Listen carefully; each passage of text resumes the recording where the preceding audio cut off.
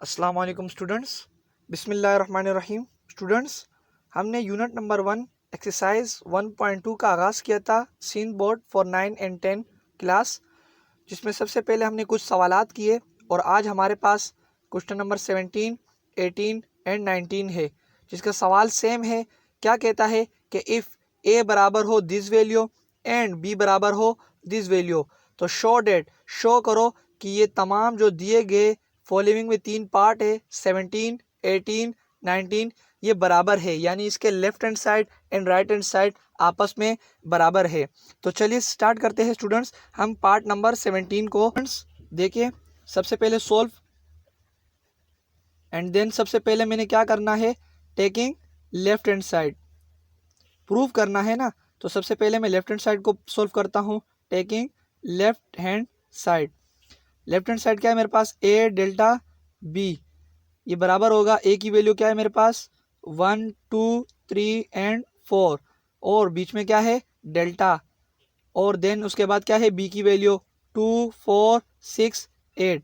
अब डेल्टा का मतलब आपको पता है कि जो सेम है उसे नहीं लिखना, जो बकिया रह जाएंगे उसे लिखना है। यानी जो सेम है उसे काट दो पहले, 2 यहाँ भी है, यहाँ भी है, 4 यहाँ भी है, यहाँ भी है। अब बकिया जो रह जाएंगे वही मेरा ए डेल्टा बी का आंसर होगा। 1, 3 यहाँ से रह गया एंड 4 तो कट चुका है, 6 और 8 यहाँ से रह गया। यही मेरा ए डेल्टा बी का आंसर है। अब उसके बाद स्टूडेंट्स क्या करना है, इसको इक्वेशन नंबर 1 का नाम देना है क्योंकि ये लेफ्ट हैंड साइड है।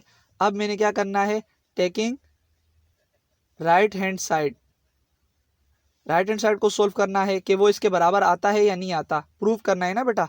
देखिए उसने लिखा है ना शो डेट, तो हमने क्या करना है, इसको प्रूव करना है। तो मैं पहले A union B minus A intersection B लेता हूँ, और उसमें सबसे पहले मुझे ए यूनियन बी का आंसर पता हो, फिर ए इंटरसेक्शन बी का आंसर पता हो, और उन दोनों आंसर के दरमियान का डिफरेंस पता हो, उसे मैं इक्वेशन नंबर 2 का नाम दूंगा, और फिर देखूंगा कि ए डेल्टा बी के बराबर आता है या नहीं आता। तो सबसे पहले ए यूनियन बी, ए की वैल्यू क्या है मेरे पास 1, 2, 3, 4 जो सवाल में दी गई है, और उसके बाद क्या है दरमियान में यूनियन यानी यू, फिर क्या है बी, बी की वैल्यू क्या है 2, 4, 6 एंड 8। अब ए यूनियन बी यानी यूनियन मालूम करना है ए और बी के दरमियान। तो यूनियन आपको पता है कि यूनियन का मतलब होता है तरतीब से लिखना, तो तरतीब से लिखिए ज़रा 1, 2, 3, 4, 6, 8। अब ए यूनियन बी का आंसर आ चुका है। अब ए इंटरसेक्शन बी की बारी है, ए इंटरसेक्शन बी, तो ए और बी के दरमियान इंटरसेक्शन मालूम करना है। ए की वैल्यू क्या है मेरे पास 1, 2, 3, 4 एंड इंटरसेक्शन, इंटरसेक्शन के बाद क्या है बी की वैल्यू, ये रहा। तो बी की वैल्यू क्या है सवाल में 2, 4, 6 एंड 8। अब ए और बी के दरमियान इंटरसेक्शन मालूम करने का आपको पता है कि जो सेम हो उसे ही लिखना होता है। तो मैं सबसे पहले देखता हूँ कि जो सेम है उसे काट दूँ, 2 यहाँ भी है, यहाँ भी है, 4 यहाँ भी है और यहाँ भी है, बाकिया सेम नहीं है, तो ये 2 और 4 ही मेरा आंसर हो जाएगा।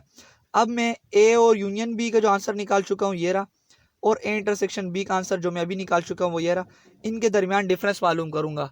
तो डिफरेंस कैसे मालूम करूँगा मैं, सबसे पहले A union B difference A intersection B, ये बराबर हो जाएगा। ए यूनियन बी का आंसर क्या था मेरे पास, ये रहा 1, 2, 3, 4, 6 एंड 8, और दरमियान में क्या है डिफरेंस, और उसके बाद क्या है last A intersection B. A intersection B का आंसर क्या है मेरे पास, ये रहा 2, 4। अब डिफरेंस का मतलब आपको पता है, दोनों ब्रैकेट्स में यानी दोनों सेट में से जो कट जाते हैं उन्हें नहीं लिखना होता है, जो पहली वाली सेट से रह जाते हैं उसे ही लिखना होता है। तो 4 यहाँ भी है, यहाँ भी है, 2 यहाँ भी है और यहाँ भी है। तो A union B bracket difference A intersection B का आंसर मेरे पास क्या आ जाएगा 1, 3, 3 के बाद क्या है 6 और 8, और ये मेरा पास क्या है राइट हैंड साइड का आंसर। इसे मैं इक्वेशन नंबर 2 का नाम दे देता हूँ। अब अगर मैं देखूँ इक्वेशन 1 और इक्वेशन 2 क्या है, आपस में बराबर है, 1 यहाँ भी है, यहाँ भी है, 3 यहाँ भी है, यहाँ भी है, 6, 8। तो ये प्रूव हो चुका है। मैं यहाँ पर लिख सकता हूँ कि प्रूव लेफ्ट हैंड साइड बराबर है राइट हैंड साइड के। आप देख सकते हैं कि हमने इसको प्रूफ कर दिया। अब स्टूडेंट्स, जिस तरह हमने पार्ट नंबर 17 को किया, इसी तरह हमने पार्ट नंबर 18 को करना है। 18 में क्या कहता है कि ए और बी के दरमियान डेल्टा मालूम करो। वो बराबर आएगा A minus B union B minus A, यानी ए माइनस बी, ए और बी के दरमियान डिफरेंस, और बी और ए के दरमियान माइनस डिफरेंस। उन दोनों के आंसर के दरमियान जब यूनियन मालूम करोगे तो वो बराबर आ जाएगा ए और बी के दरमियान डेल्टा के। तो आइए इसको सॉल्व करते हैं। अब स्टूडेंट्स, जिस तरह हमने पिछले सवाल किया उसी तरह सेम सॉल्व लिखा, और सबसे पहले क्या किया, taking left hand side. Left hand side में मेरे पास क्या है, ए डेल्टा बी, यानी ए और बी के दरमियान डेल्टा। तो सबसे पहले ए की वैल्यू क्या है मेरे पास, 1 2 3 4, और दरमियान में क्या है, डेल्टा। डेल्टा के बाद क्या है, बी की वैल्यू 2 4 6 एंड 8। अब ए और बी के दरमियान डेल्टा मालूम करना आपने 17 में किया। जो सेम है उसे नहीं लिखना, बल्कि जो बकिया रह जाएंगे उसे लिखना है। तो सेम पहले क्या है, 2 यहाँ भी है, यहाँ भी है, 4 यहाँ भी है और यहाँ भी है। तो ए डेल्टा बी का आंसर क्या हो जाएगा मेरे पास, 1 3 6 एंड 8। ये मेरे पास ए डेल्टा बी का आंसर आया, यानी लेफ्ट हैंड साइड का आंसर आया, जिसे मैंने इक्वेशन नंबर 1 का नाम दिया। अब उसके बाद स्टूडेंट्स, आपने क्या करना है, राइट हैंड साइड को लेना है। तो आपने लिखा taking right hand side RHS। अब RHS क्या है आपके पास, यानी राइट हैंड साइड पे क्या है, a माइनस बी और u, फिर क्या है b माइनस a। तो आपके पास a और b के दरमियान का डिफरेंस और b और a के दरमियान का डिफरेंस मालूम हो, उसके बाद ही आप यूनियन मालूम करोगे, उसे इक्वेशन नंबर 2 का नाम दोगे और देखोगे कि वो प्रूव होता है या नहीं। तो सबसे पहले a माइनस बी फाइंड करो, यानी a की वैल्यू क्या है, 1 2 3 4, बीच में क्या है, डिफरेंस माइनस, और उसके बाद क्या है, बी की वैल्यू क्या है, 2 4 6 एंड 8। अब डिफरेंस का मतलब आपको पता है, जो सेम है उसे नहीं लिखना, बकिया जो रह जाएंगे ना पहले वाले सेट से उसे ही लिखना है। तो यहाँ 2 यहाँ है और यहाँ भी है, उसके बाद 4 यहाँ भी है और यहाँ भी है। अब बकिया क्या रहेगा मेरे पास। अब बच्चे क्या करते हैं, दोनों सेट की वैल्यू उतार देते हैं। नहीं बेटा, जो पहले सेट से रह जाए वही लिखना है, 1 और 3 यहाँ से रह गया, यही मेरा a माइनस बी का आंसर है। अब उसी तरह मैंने क्या करना है, b माइनस ए मालूम करना है। b माइनस ए ये बराबर आ जाएगा, b की वैल्यू क्या है, 2 4 6 एंड 8, फिर क्या है माइनस और देन a, 1 2 3 4, जो सवाल में वैल्यू दी हुई a और b की। अब b माइनस ए बराबर हो जाएगा किसके, माइनस का मतलब क्या होता है, जो सेम है उसे काट दो, बकिया जो रह जाएंगे पहले वाले सेट से उसे ही लिखना है। यानी 2 यहाँ भी है, यहाँ भी है, 4 यहाँ भी है और यहाँ भी है। बकिया क्या रहेगा मेरे पास पहले सेट से, 6 एंड 8। अब जो मैंने आंसर निकाला b माइनस ए और a माइनस बी, उनके दरमियान यूनियन मालूम करूँगा और उसे इक्वेशन नंबर 2 का नाम दूंगा। तो आप देखें a माइनस बी और यूनियन b माइनस ए। तो सबसे पहले a माइनस बी का आंसर लिखे, वो क्या है आपके पास, 1 3, उसके बाद क्या है u यानी यूनियन, एंड देन क्या है b माइनस ए।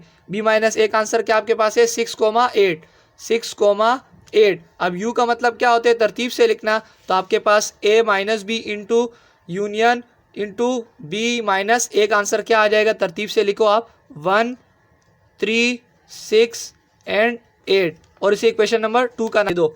अब आपने लेफ्ट हैंड साइड और राइट हैंड साइड को देखना है कि इक्वेशन प्रूव होती है। अगर आप इक्वेशन 1 को देखो, इक्वेशन 2 को देखो, तो यहाँ पर आप लिख सकते हो prove that left hand side बराबर है RHS के, यानी इक्वेशन 1 बराबर है इक्वेशन 2 के।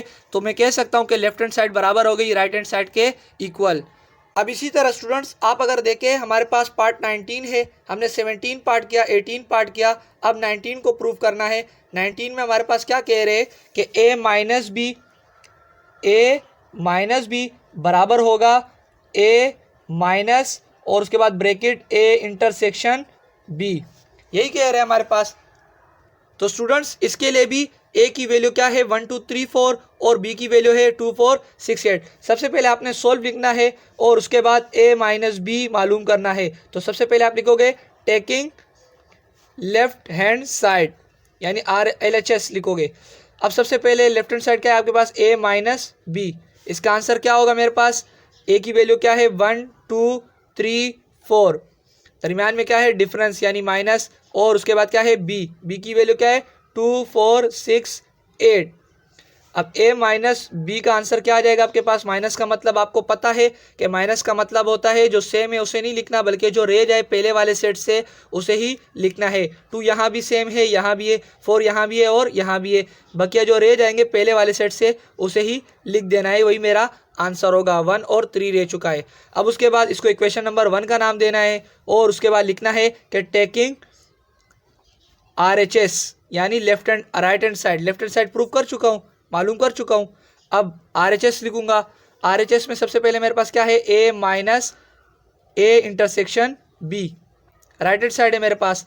तो सबसे पहले मुझे ब्रैकेट सॉल्व करने हैं मैथ के मुताबिक, मैथ के रूल के मुताबिक ब्रैकेट का मुझे पता हो, यानी A और B के दरमियान इंटरसेक्शन पता हो, फिर उस आंसर के और इस A के दरमियान का डिफरेंस मालूम करूंगा। तो सबसे पहले मैं लिखूंगा A इंटरसेक्शन B, ये बराबर हो जाएगा A की वैल्यू क्या है 1 2 3 4 और दरमियान में क्या है इंटरसेक्शन, उसके बाद क्या है B की वैल्यू है 2 4 6 एंड 8।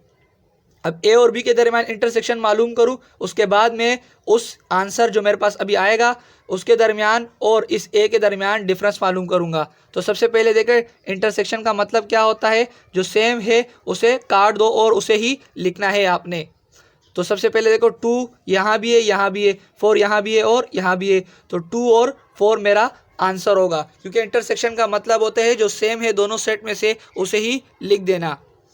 तो अब सबसे पहले उसके बाद क्या करो, इस आंसर को और ए के दरमियान क्या कर दो, डिफरेंस मालूम कर दो।